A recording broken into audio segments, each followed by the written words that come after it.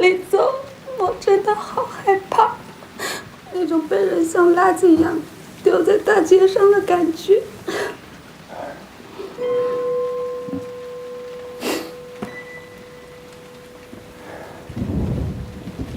李总，这件事情后果会很严重吗？很严重。那徐总他会不会因为这件事吃官司啊？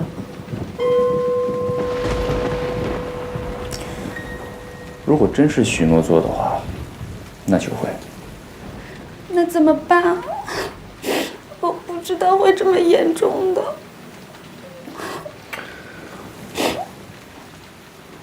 婉婉，我再问你一次啊，这件事情真的是许诺让你去做的吗？你最好想清楚了再回答我。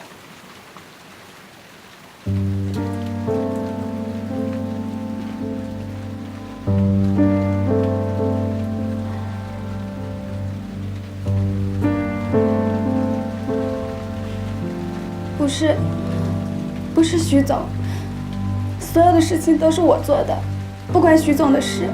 他那么美好，不应该去承担这些。我本来就是从烂泥堆里长出来的野草，我不怕，我愿意为他承担这一切。婉婉，去哪里？我去自首。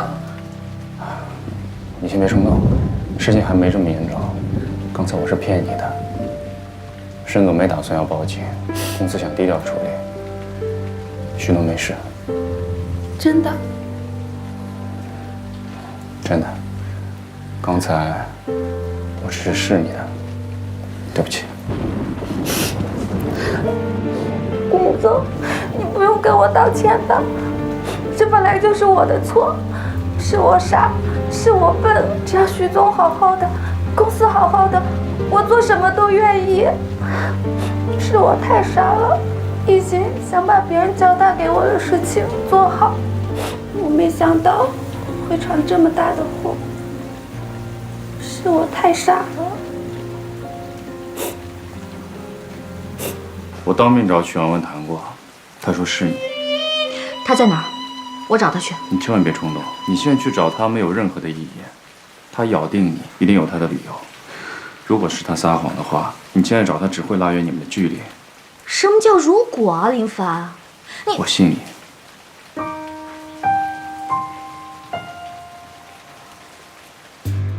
许弯弯没有那么大的胆子，他一定是受到了于曼妮的威逼利诱，所以真相就是，于曼妮才是真正的幕后黑手。可是他一个人怎么完成呢？首先要对电商业务程序非常了解，同时又要可以接触到出入库。Peter， 如果是 Peter 怂恿许弯弯去改变批文，倒说得通啊。可是造货需要生产周期，如何生产，需要找到代工厂啊。可是怎么去找啊？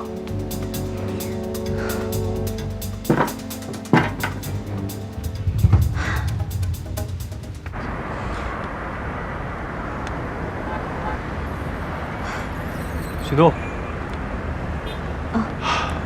怎么了？什么话不能办公室说？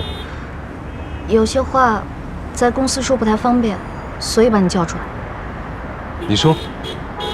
我知道现在这个情况，说什么都是苍白的，但是请你相信我，那些事情真的不是我做的。我能问你个问题吗？你吃过早餐了吗？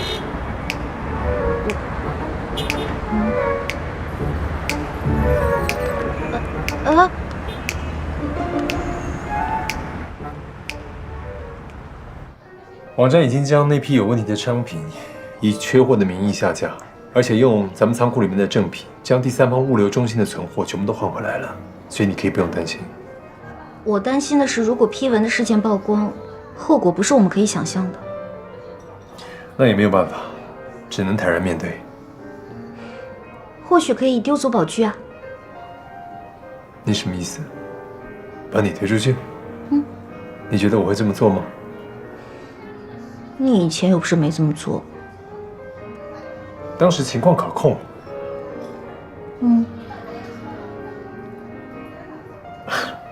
你是在跟我翻旧账吗？你说呢？我的这个建议呢是很认真的。身为迪欧的总裁，你首先应该考虑的是如何保护迪欧的品牌，维护公司的整体利益。如果事情真的发展到不可控制的局面，你可以把目前掌握的情况公布出去，把矛盾都集中在我身上，这样就可以为迪欧赢得时间。审案子总会有一个过程的，那在这个过程中，我们可以想方设法取证，最终澄清。现在这个方法太冒险了，幕后操纵的人不知道有没有留下任何线索。如果不能找到蛛丝马迹的话，你是没法洗脱你的嫌疑的。你相信我，我已经有一点点头绪了。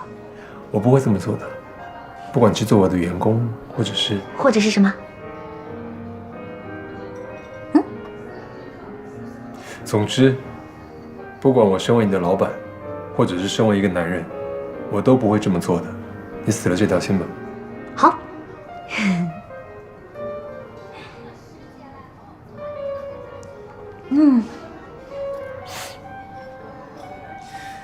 吃慢一点。你不知道，从昨天到现在我没有正经的吃过一口东西，知道你不怀疑我，我才有一点胃口吃。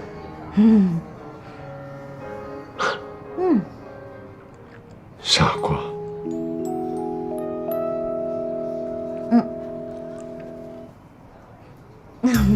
谢谢。你想，如果你相信我没有撒谎，那撒谎的人一定是曲弯弯，对不对？那他为什么要撒谎呢？谁在幕后指使他呢？联想他最近升职了，我想答案已经很清楚了。之前也有很多针对我的陷害，可是你都没有查下去。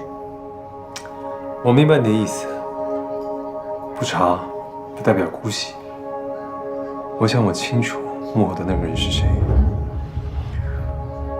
我只是希望再给他点时间，看他会不会回头。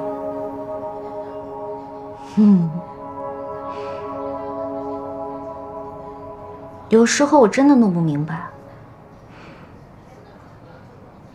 你这个人到底是无情呢，还是多情呢？